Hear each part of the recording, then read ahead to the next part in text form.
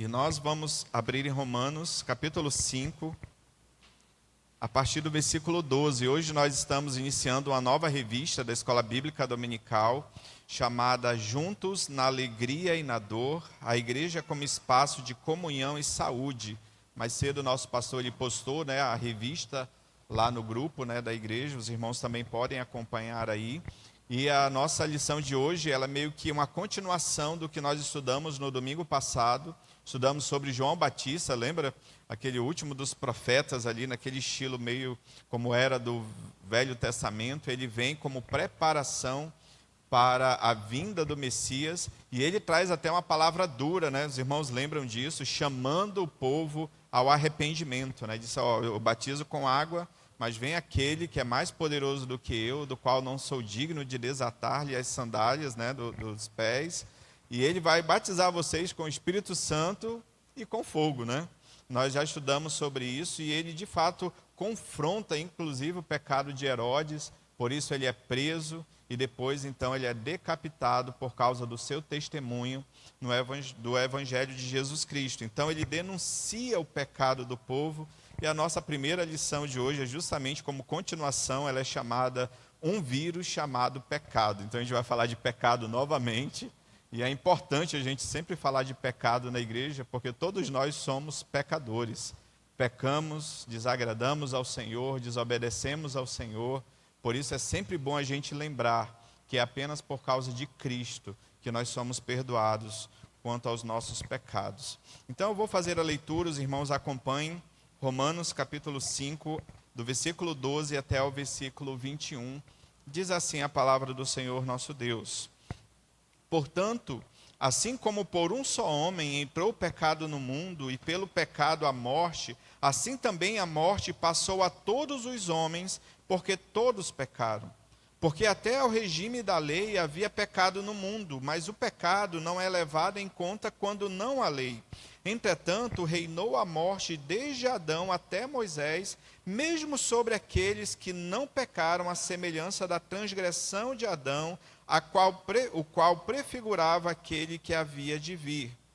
Todavia, não é assim o dom gratuito como a ofensa, porque se pela ofensa de um só morreram muitos, muito mais a graça de Deus e o dom pela graça de um só homem, Jesus Cristo, foram abundantes sobre muitos. O dom, entretanto, não é como no caso em que somente um pecou, porque o julgamento derivou de uma só ofensa para condenação, mas a graça transcorre de muitas ofensas para a justificação.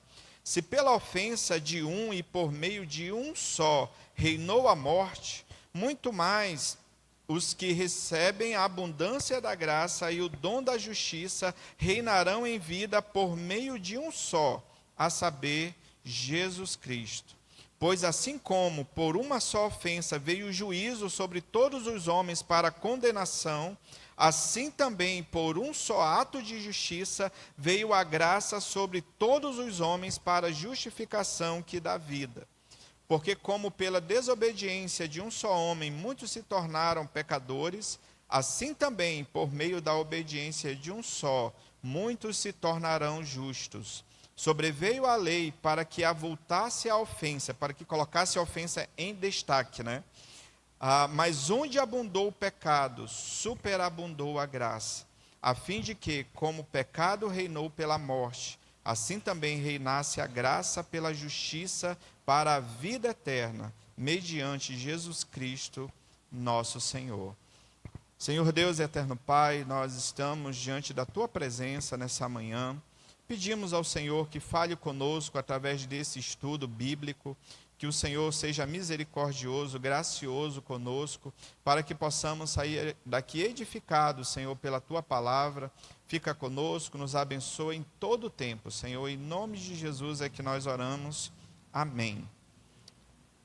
Então, irmãos, o objetivo da nossa revista é que a palavra de Deus diz que nós devemos levar a carga uns dos outros, Eu estou lendo aqui a parte introdutória da revista. A igreja bíblica é um espaço de comunhão e saúde. Nela partilhamos nossas alegrias e tristezas, ajudamos e somos ajudados, ministramos cura e somos curados. A igreja se torna um espaço de comunhão em saúde, em virtude da graça divina sobre ela. Exercitando a fé, juntos, somos abençoados e nos tornamos instrumentos de bênção de Deus na vida dos nossos irmãos. Como declara o salmista, no Salmo 133, que nós conhecemos bem. A união entre os irmãos é algo bom e agradável. Ali ordena o Senhor a sua bênção e a vida para sempre. Então, este é o objetivo da nossa nova revistinha. É falar que, nos ensinar que nós precisamos, é claro, da graça de Deus nas nossas vidas para caminharmos juntos. A igreja, ela não é um clube, a igreja é uma família. A igreja é o corpo de Cristo. Paulo chama a igreja de família, ele diz aos Efésios que a igreja é a família de Deus. Então a igreja é um local onde nós partilhamos as nossas alegrias, as nossas tristezas, com irmãos que se amam, que se respeitam, que se admiram, que se ajudam mutuamente, até se exortam mutuamente em amor, como a Bíblia nos ensina. E o autor, inclusive, ele retoma aquela figura muito utilizada no meio evangélico, dizendo que a igreja, ela também é meio que como um hospital, local de tratamento, onde pecadores se reúnem e todos nós precisamos de tratamento. E a primeira coisa que a revista traz, que nós precisamos tratar na nossa vida, é a questão do pecado.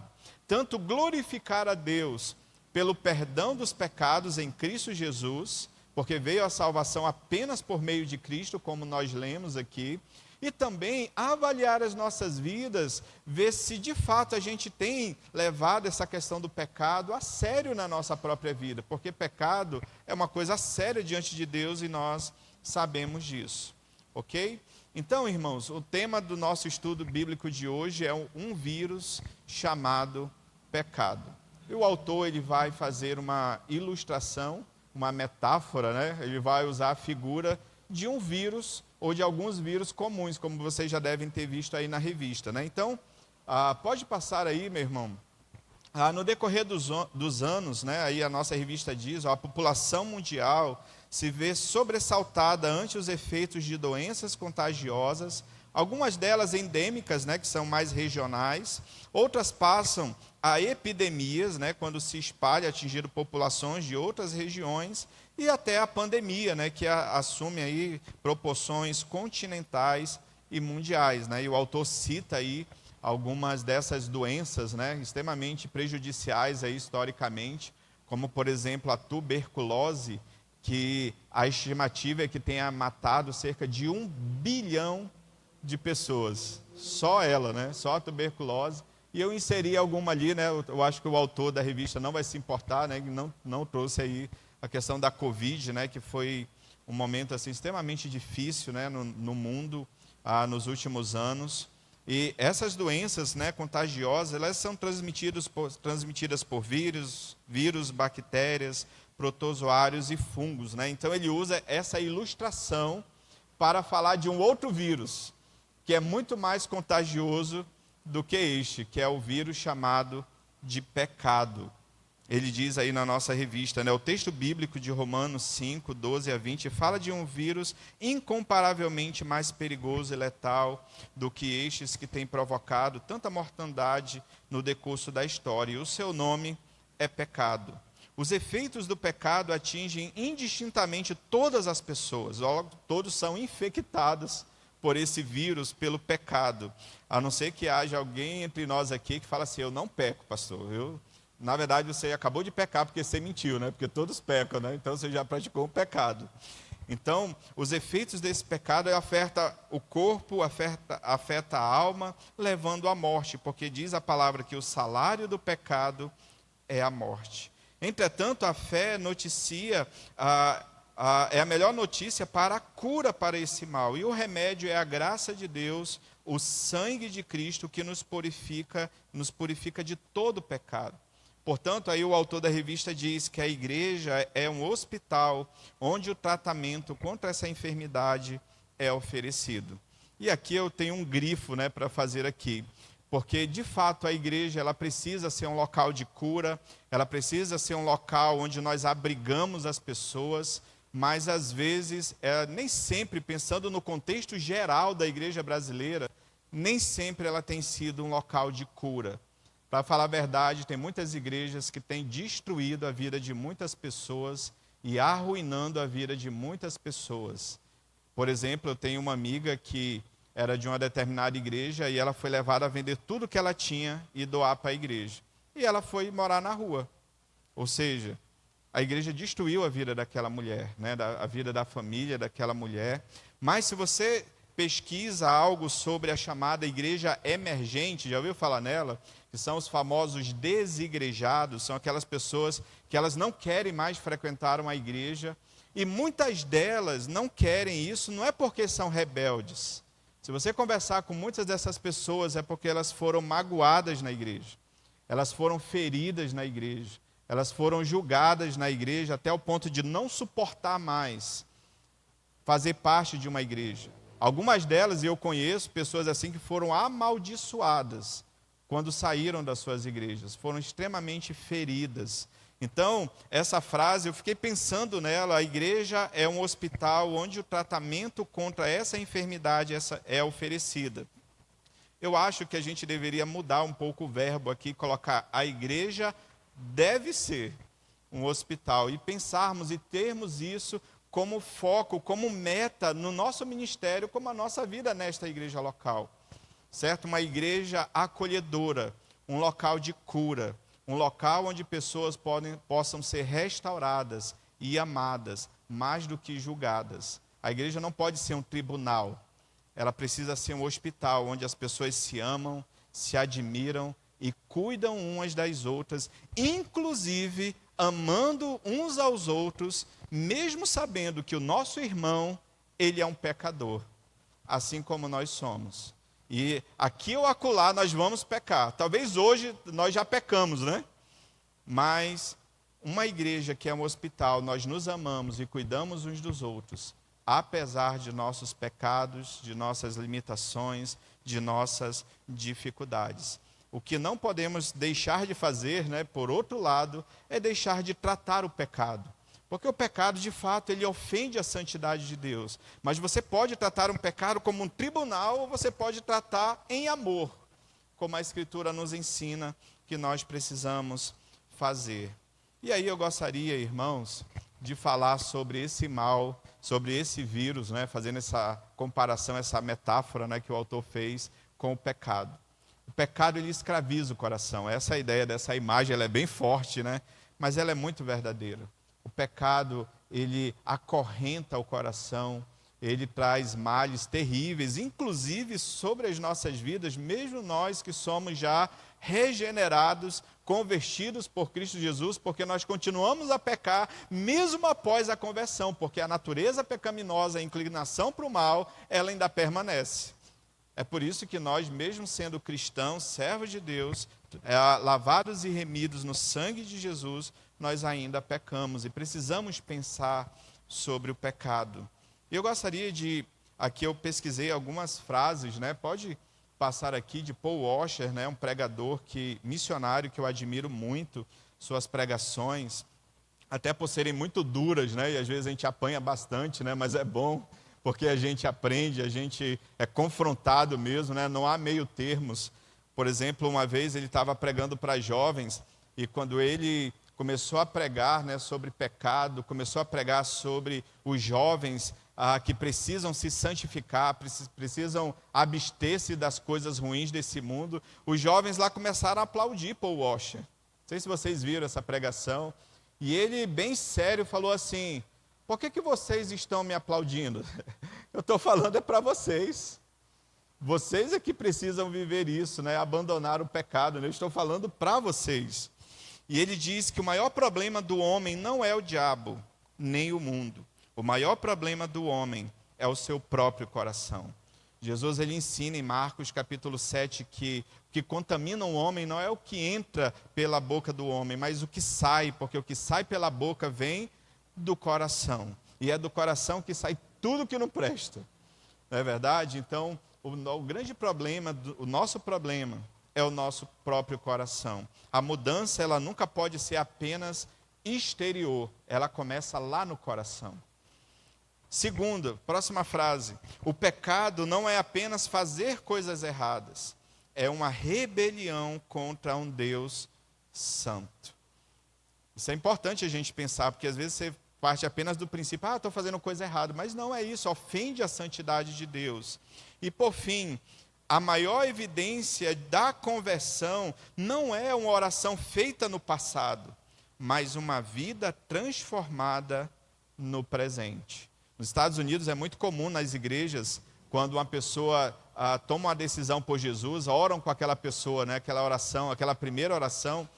Então ele está dizendo, não é aquela oração apenas no passado, mas é uma vida transformada pelo Senhor. Uma vida transformada no presente. E assim sendo, irmãos, de maneira muito prática, direta, eu gostaria de pensar alguns ensinamentos à luz desse texto, para nós pensarmos e refletirmos nessa manhã.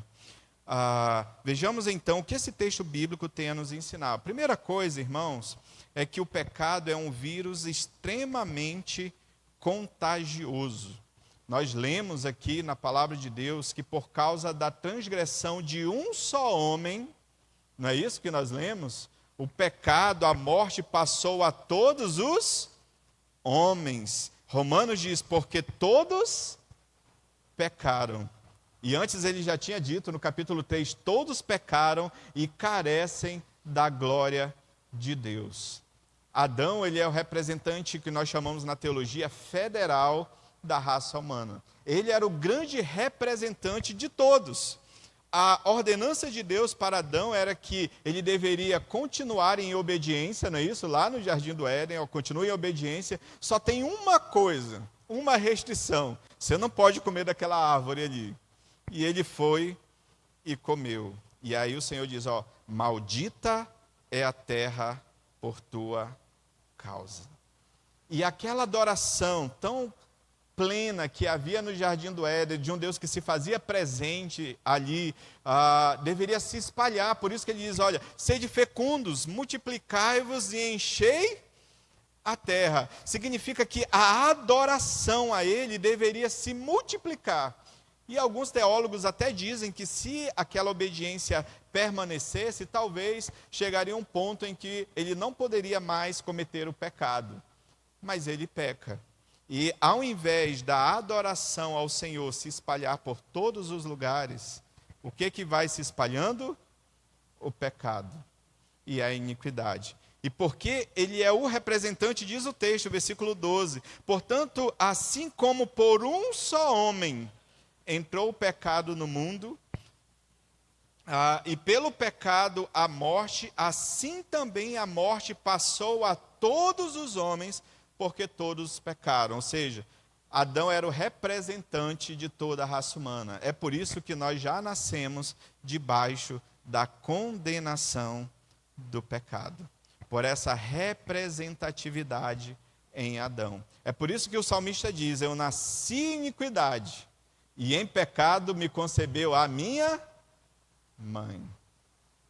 Pastor, é por isso que às vezes o menino é bebê de colo, né? E a gente já vê umas traquinagens assim. É exatamente por isso. Todos nós já nascemos com essa inclinação para o mal. Desde o ventre da nossa mãe, desde a nossa geração. Só que assim, o pecado ele não é por multiplicação hereditária. Ele é imputado a nós por causa de Adão. Entendem isso? Então, quando nós somos gerados e concebidos, então o pecado, essa natureza pecaminosa, é imputada a nós. É por isso que a justiça de Cristo também é por imputação. Entendem isso?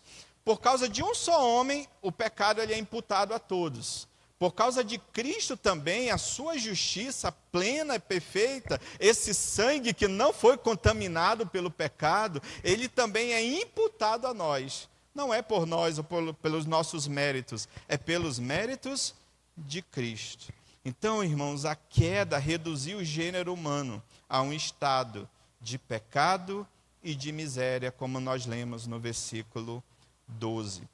Aí o autor ele cita o Catecismo Maior de Westminster, que diz assim, O pecado desse estado em que o homem caiu consiste na culpa pelo primeiro pecado de Adão, na falta de retidão na qual este foi criado e na corrupção da sua natureza, pela qual se tornou inteiramente indisposto, incapaz e oposto a todo o bem espiritual e inclinado a todo o mal. E isso continuamente, o que geralmente se chama de pecado original, do qual precedem todas as transgressões atuais. Então o autor diz, esse vírus chamado pecado contaminou Adão e Eva e ele se transforma numa pandemia de proporções universais, afetando todos os homens. Romanos 3, 23.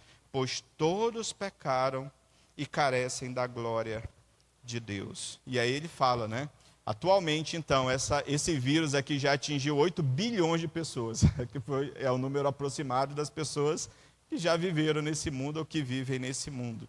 Então, irmãos, vocês percebem o quanto o pecado ele é desastroso, o quanto as consequências do pecado de Adão atingiu a nossa vida e por isso nós já nascemos debaixo de condenação. Por isso que Paulo, quando ele escreve aos Efésios, ele diz que nós estávamos mortos nos nossos delitos e pecados. Ou seja, nós não tínhamos, por causa disso que nós chamamos de depravação total, nenhuma condição de nos voltarmos para o Senhor novamente em adoração. Na verdade, depois do pecado de Adão, não havia mais esse desejo por adorar o Criador. Tanto é que quando o Senhor aparece, irmão Joelson, lá para Adão, depois de ele ter pecado, o que ele faz? Se esconde. Não foi isso que Adão fez? Se escondeu. Não, eu percebi que estava nu, ouvi a tua voz e me escondi. E agora o homem não quer mais que essa adoração se espalhe. Lembra da Torre de Babel? Eles construíram aquela torre para tornar célebre o seu nome e para que o povo não se dispersasse. Não é isso que diz lá em Gênesis capítulo 11? Por quê? Porque eles não queriam mais que a adoração se espalhasse. Agora eles viveriam apenas para si mesmos, para os seus próprios desejos carnais, pecaminosos, para satisfazer essa inclinação, podemos dizer, essa inclinação maldita para o pecado. Davi tinha consciência de sua natureza contaminada pelo que ele afirmou. No Salmo 51, é um salmo muito contundente sobre a sensação de Davi, a sua consciência do seu pecado. Ele diz assim, eu nasci na iniquidade e em pecado me concebeu a minha mãe. Segundo João, ele diz, se nós dissermos que nós não temos pecado, nós somos mentirosos. Então, irmãos, o pecado é um vírus extremamente contagioso. Ele atingiu toda a humanidade, ele atinge todos os homens e vai atingir todos aqueles que irão ainda nascer. Viu, Rafael? Olha, todo ser humano já nasce debaixo da condenação do pecado, porque ofenderam a santidade de Deus. E o pecado, irmãos, ele é muito, extremamente destrutivo. E aí a gente vai para o segundo ponto, que é o pecado, os efeitos do pecado são funestos, Eu usei o termo da revista, para ser fiel ao autor, mas significa desastroso, fatal, significa trágico, calamitoso, catastrófico. Esses são os efeitos do pecado. Por isso que a morte, segundo o texto, passou a todos os homens. O pecado impõe ao homem um estado de miséria, sofrimento e morte. Ou seja, ele destrói, ele mata, ele tira a alegria, ele só traz sofrimento, ele só traz dor. Os resultados do pecado são terríveis. Eles geraram a morte espiritual. Consciente de sua precária condição, o salmista gemia diante do Senhor, dizendo, não há parte sã na minha carne. Salmo 38, de 3 a 8. Tem como projetar aí esse texto? Por gentileza. Salmo 38, de 3 a 8, o salmista diz assim, não há parte sã na minha carne. Ou seja, tudo em nós foi afetado pelo pecado. por causa da tua indignação. Não há saúde nos meus ossos por causa do meu pecado. Pois já se elevam acima da minha cabeça as minhas iniquidades, como fardos pesados excedem as minhas forças. Tornam-se infectas e purulentas as minhas chagas por causa da minha loucura. Sinto-me encurvado e sobremodo abatido, ando de luto o dia todo. Olha a figura que ele utiliza aqui para o peso do seu pecado. Ardem-me os lombos e não há parte sã na minha carne. Estou aflito e muito quebrantado, dou gemidos por efeito do desassossego do meu coração. Irmãos, nós que amamos a Deus, em face dos nossos pecados, nós deveríamos ter um sentimento parecido com esse do salmista. E aí eu tenho algumas perguntas para nós pensarmos nessa manhã sobre esse texto, sobre esses efeitos destrutivos, desastrosos do pecado. Será que nos incomodamos assim por conta dos nossos pecados? Será que os vemos como fardos pesados que precisamos tirar dos nossos ombros? Será que nos sentimos encurvados e abatidos como se andássemos de luto o dia todo? Percebem aqui a profundidade do sentimento do salmista? Ele diz, os meus pecados são tão pesados na minha vida que parece que eu estou de luto todo dia. O dia todo. E por fim, será que nos sentimos aflitos e muito quebrantados, gemendo por causa do desassossego do nosso coração? Se nós entendemos os efeitos destrutivos do pecado, nós precisamos pensar, irmãos, que isso é um peso, que isso é um fardo, que nós precisamos todos os dias colocar diante do Senhor, se arrepender deles, porque não basta apenas nós chegarmos e pedirmos perdão ao Senhor. Nós precisamos mudar de vida, nós precisamos mudar de atitudes, nós precisamos abandonar o peso e o pecado que tenazmente nos assedia. O autor de Hebreus diz isso, despojando de todo o peso. O grande problema, talvez nosso, é que às vezes nós já temos um ritual dominical, que é o momento de contrição e confissão de pecados no culto. E às vezes a gente acha que é só aquele momento.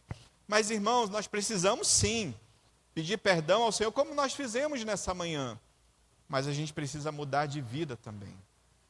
O pecado, ele precisa ser pesado mesmo. Só que parece que às vezes a gente vai se acostumando com o peso, e às vezes a gente não se dá conta o quanto que isso traz sofrimentos. Irmãos, o pecado, ele adoece a igreja. Ele maltrata a igreja, ele machuca a igreja. E nós precisamos olhar como o salmista olhou para o pecado. Aquela queda trouxe sobre o gênero humano a perda da comunhão com Deus e o seu desagrado e maldição, de modo que somos, por natureza, filhos da ira, né? O Catecismo Maior de Westminster diz, escravos de Satanás e justamente expostos a todas as punições neste mundo e no vindouro. Então o pecado, diz o autor, ele escraviza, ele humilha e ele mata. E nós precisamos, irmãos, é claro que somos salvos em Cristo Jesus. Nós entendemos que temos o perdão dos pecados em Cristo Jesus. Davi era um homem segundo o coração de Deus. Um homem de Deus fantástico. Mas ele também foi um adúltero, ele também foi um assassino, ele também foi uma pessoa que por vezes se portou de uma maneira completamente contrária ao que ele havia aprendido com o Senhor. Mas qual é a diferença que a palavra de Deus fez na vida de Davi? É que ele se arrependeu sinceramente dos seus pecados. Ainda assim, por exemplo, quando ele fala assim, Senhor, perdoa a minha iniquidade, né? Quando ele adultera com Batseba, o Senhor fala, eu perdoei, mas a espada, Davi, ela jamais vai sair da tua casa. E nós vemos depois na família de Davi os efeitos destrutivos do pecado. Deus perdoa, mas os nossos pecados trazem consequências para a nossa vida, para a nossa família para a nossa igreja, para a nossa sociedade também.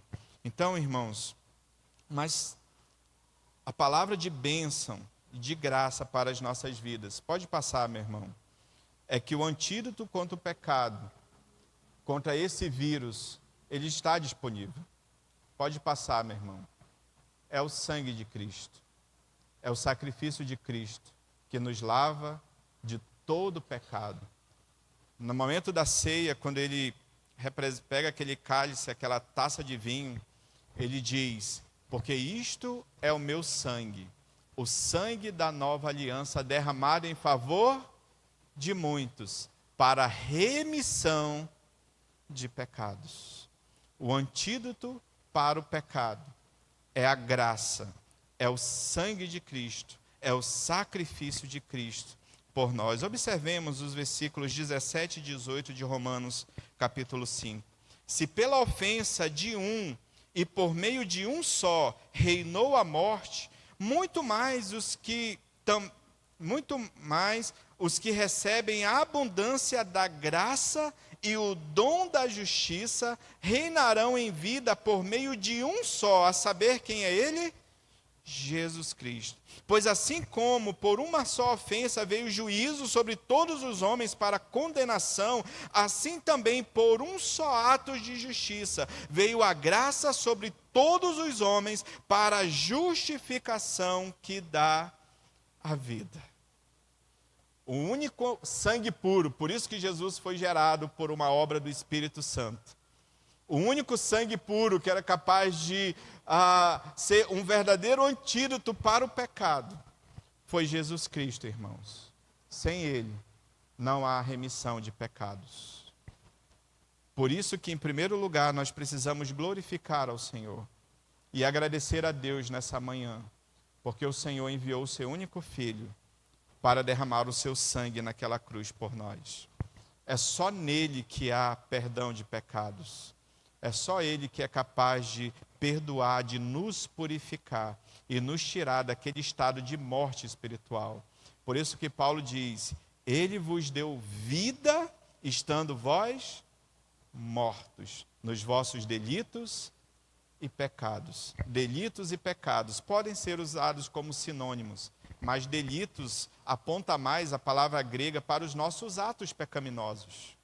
Mas pecados, que é a ideia de errar o alvo, aponta para a nossa condição, na qual nós já nascemos, desde o dia em que nós fomos gerados, essa condição de pecadores. Aí, mas diz o texto de Efésios, capítulo 2, nós andávamos segundo o curso deste mundo, segundo o príncipe da potestade do ar, do espírito que agora habita nos filhos da desobediência, nos quais todos nós andamos outrora, segundo as inclinações da nossa carne, fazendo a vontade da carne e dos pensamentos. Aí tem uma conjunção adversativa. Mas Deus, sendo rico em misericórdia, por causa do grande amor com que nos amou, nos deu vida juntamente com Cristo. Aí mais à frente ele vai dizer: porque pela graça vocês são salvos mediante a fé. E isto não vem de vocês, é um dom, é um presente de Deus. Não é de obras para que ninguém se glorie, pois somos feitura dele, criados em Cristo Jesus para as boas obras. Observe comigo ainda Romanos, capítulo 5, versículos 7 e 8. Esses versículos, para mim, eles são muito especiais, porque eles marcam muito a minha vida cristã, a minha caminhada cristã, e eu acredito que a sua também, que diz assim, Romanos 5, o contexto anterior do texto que nós estamos estudando, diz assim, dificilmente alguém morreria por um justo, pois poderá ser que pelo bom alguém se anime a morrer, mas Deus prova o seu próprio amor para conosco, pelo fato de ter Cristo morrido por nós, sendo nós ainda pecadores. É um amor demonstrado na prática. É um amor provado. Não é um amor apenas teórico, apenas de palavras. Deus nos amou e a grande prova do seu amor foi ter nos justificado em Cristo Jesus, nosso Senhor. Amados irmãos, aí já no finalzinho da nossa revista, para nós caminharmos para o fim, o autor diz assim, depois dessa verdade gloriosa do sangue de Cristo, ele diz o seguinte: entretanto, aqueles que já foram vacinados com o sangue de Jesus não têm o que temer. Conforme o evangelista Lucas declara, assim Jesus declara: digo-vos, pois, amigos meus, não temais os que matam o corpo, e depois disso nada mais podem fazer. Eu, porém, vos mostrarei a quem deveis temer. Temei aquele que, depois de matar, tem poder para lançar no inferno. Sim, digo-vos, a esse deveis temer. Temos a convicção de que Jesus, ele pagou o preço pelos nossos pecados. Nós não precisamos, portanto, ter medo do pecado. Nós não precisamos, por exemplo, ter medo desse mundo que nos assedia, que nos pressiona a viver contrários à palavra de Deus. Nós já fomos libertos do pecado. Todos os nossos pecados, inclusive aqueles que ainda cometeremos, já foram pagos em Cristo Jesus na cruz do Calvário. Seu sangue nos purifica de todo pecado. Mas nós precisamos continuar temendo a Deus. Temer ao Senhor significa reverenciá-lo, admirá-lo, adorá-lo, saber que mesmo que eu tenha o perdão dos pecados em Cristo Jesus, isso não me autoriza a viver uma vida mergulhada no pecado. Inclusive, Paulo responde isso aos romanos. Ele diz assim, nós iremos pecar cada vez mais, porque não diz lá, onde abundou o pecado, superabundou a graça. Aí Paulo diz, então a gente vai continuar pecando para que a graça seja sempre mais abundante na nossa vida? Paulo responde assim, de maneira enfática, de modo nenhum. Aí ele diz, como nós permaneceremos ainda no pecado, nós que para ele morremos? Essa vida, irmãos, não é mais para nós, não. A nossa vida é uma vida abundante na presença do Senhor. E que ao pecarmos, possamos ter a exata noção de que esse pecado é ofensivo contra o Senhor. E eu preciso me arrepender daquele pecado, pedir perdão do Senhor e trilhar um caminho de santidade. Por quê? É porque o pecado vai me condenar? Não. É porque eu quero adorar a Deus novamente. Aquela adoração que foi perdida lá no Jardim do Éden pelo primeiro Adão, ela foi renovada pelo segundo Adão, que é Jesus Cristo, nosso Senhor. E agora nós queremos adorar a Deus. E devemos, irmãos, ter uma vida de santidade. Não vai ser perfeita nesse mundo. Nós sempre haveremos de pecar. Você fala assim, eu não vou mais pecar. Você vai pecar. Porque nós somos inclinados a isso. Mas, ao pecarmos, que o Senhor possa nos dar esse temor e essa consciência de que nós ofendemos a sua santidade e que nós precisamos nos arrepender por aquilo que nós fizemos. Irmão Eldo?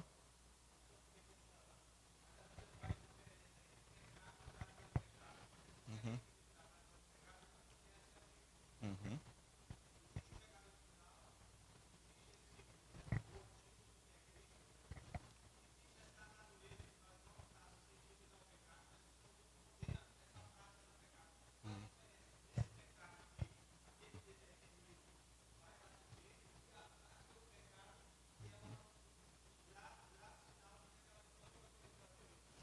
É justamente essa última frase já tem a resposta para a sua pergunta. Aquela pessoa que vive, ele está falando aí da diferença entre aquele que conhece a Deus e aquele que não conhece a Deus. Aquele que conhece a Deus, ele vai pecar. Como nós já falamos, a gente peca. Mas isso vai gerar em nós arrependimento, isso vai gerar peso, isso vai gerar tristeza, sofrimento no nosso coração. E aí você vai falar, eu não posso mais fazer isso. Isso daqui não faz parte da vida cristã e eu vou lutar contra esse pecado. E aí, quando a Bíblia fala de prática do pecado, é porque há pessoas que vivem deliberadamente na prática do pecado, e é como se a Escritura estivesse dizendo assim, eles vivem como ímpios, porque os ímpios, eles suportam viver na prática do pecado. O verdadeiro homem e a mulher de Deus, ele não suporta viver na prática do pecado. aquilo pesa, aquilo traz aquele sentimento assim de amargor, como nós lemos aqui em Davi. Então, aquela pessoa que vive contumazmente na prática do pecado, ela está dando indicações, porque eu não posso dizer que ela não é crente, mas às vezes as pessoas elas podem se afastar de Deus, e a Bíblia e os símbolos de fé falam sobre isso, temporariamente, elas podem se afastar do Senhor e viver uma vida na prática do pecado. Isso acontece às vezes com algumas pessoas que saem da igreja, filhos de crentes, muitos deles foram criados no Evangelho, criados na igreja, e eles saem. Se forem do Senhor, convertidos, aquilo vai pesar na vida deles, aquilo vai pesar no coração deles, e mais dia menos dias eles retornarão. Agora, é claro, aquela pessoa que vive contumazmente na prática do pecado, e ela não se arrepende, ela não mostra nenhum tipo de sofrimento, pode ser uma indicação, nós não temos como fechar isso, pode ser uma indicação de que ela de fato não tenha passado pela conversão, mas não temos como afirmar isto, porque mesmo aqueles que são conversos, eles podem passar por lutas terríveis contra o pecado, e às vezes eles podem se afastar e por caminhos tortuosos. É a parábola do filho pródigo, ele saiu, ficou ali, mas chegou o momento, ele caiu em si. Só eu era feliz e não sabia na casa do meu pai e eu tenho que voltar.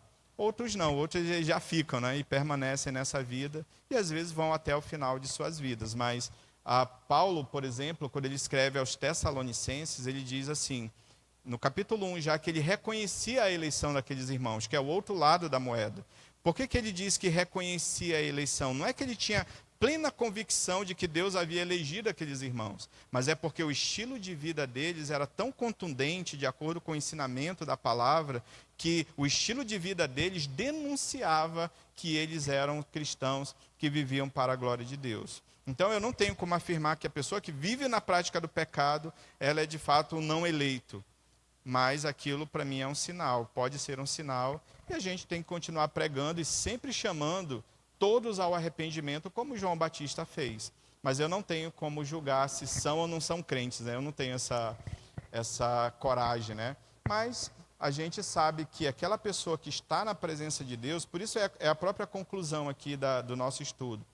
Nós precisamos, irmãos, ter comunhão com Deus, ter vida com Deus, porque quando nós pecarmos, aquilo vai trazer sofrimento e peso sobre as nossas vidas e a gente vai consertar as coisas.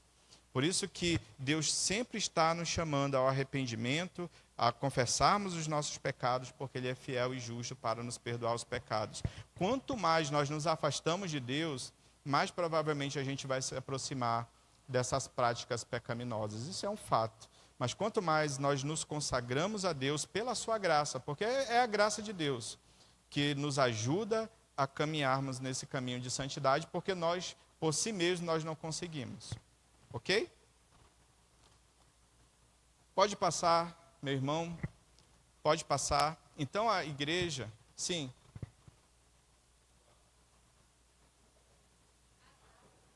Obrigado.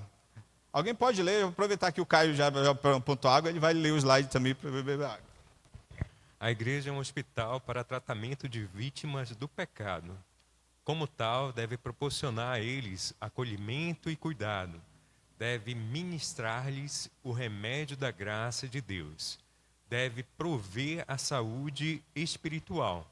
Assim, ela se transforma de fato em um espaço de comunhão e saúde. Muito obrigado, irmãos. Então, queridos, para que sejamos juntos na alegria e na dor, nós precisamos, como diz a revista, em primeiro lugar, considerar a questão do pecado. Considerar, valorizar, se já fomos alcançados pela graça salvadora de Cristo. Precisamos todos os dias agradecer pela vida eterna que Ele nos proporcionou, vivermos sempre em intimidade com o Senhor, em comunhão com o Senhor.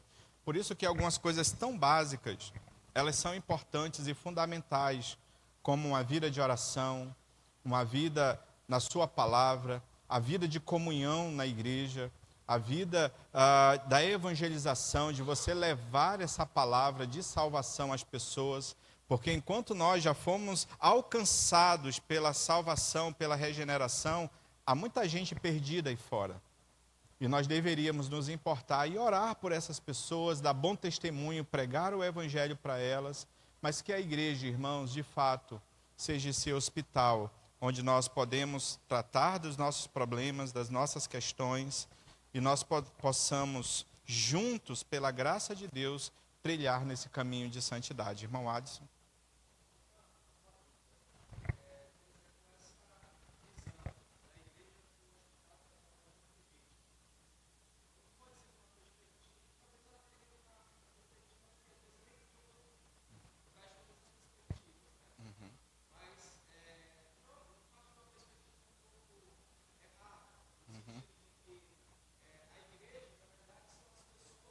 Uhum. Uhum.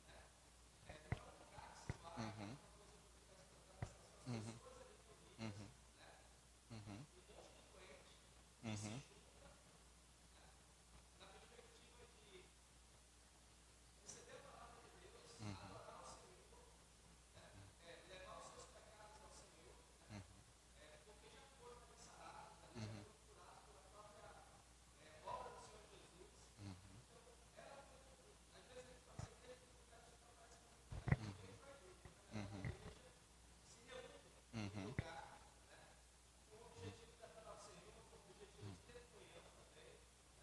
Sim.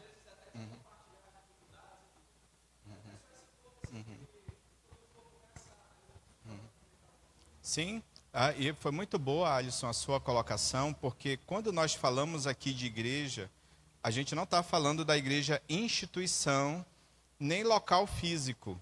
Estamos falando de igrejas enquanto pessoas, certo? Então, a igreja, essa ideia de ser um hospital de tratamento, é como você falou, é um local cheio de pessoas enfermas que precisam cuidar e tratar umas das outras. É por isso que a palavra de Deus, ela nos cura, ela nos trata, mas estamos falando de pessoas, não da instituição, né? Então, esse conceito de igreja transcende muito a ideia de instituição. Então, é um grupo de pessoas que se reúnem, que cuidam umas das outras, que se exortam, que ouvem a palavra, que pratica a disciplina, que é uma marca da igreja também, né? A disciplina bíblica, para que a igreja possa curar, né? A gente possa sempre estar sendo curado das nossas feridas, das nossas mazelas, mas são pessoas, né? Então transcende a instituição, entendeu? Ok? Mais algum irmão? Não, né? Alguma dúvida, né? O irmão Caio vai responder. Amados irmãos, então, diante dessa aula de hoje, vamos colocar em pé, já vamos orar para encerrar, que possamos pensar sobre isso. Pecado, ele é algo muito sério diante do Senhor. Ele trouxe destruição a toda a raça humana, trouxe condenação a toda a raça humana, mas aprove ao Senhor que Ele enviasse o seu Filho para nos dar salvação, não a todos, né? Porque é o sangue da nova aliança derramado em favor de muitos, não de todos.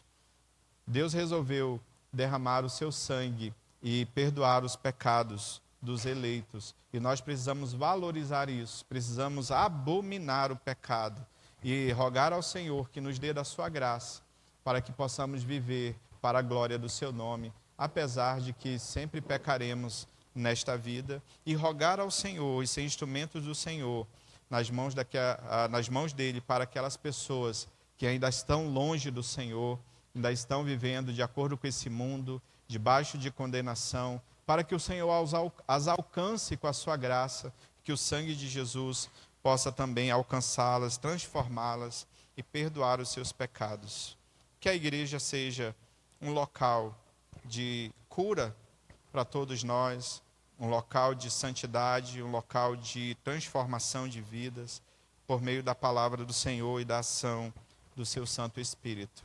Senhor Deus e eterno Pai, nós te louvamos nessa manhã, te adoramos, porque o Senhor tem sido bom para conosco. Te agradecemos, Senhor, por tão grande salvação em Cristo Jesus. Nós que não merecíamos nada, o Senhor nos deu tudo.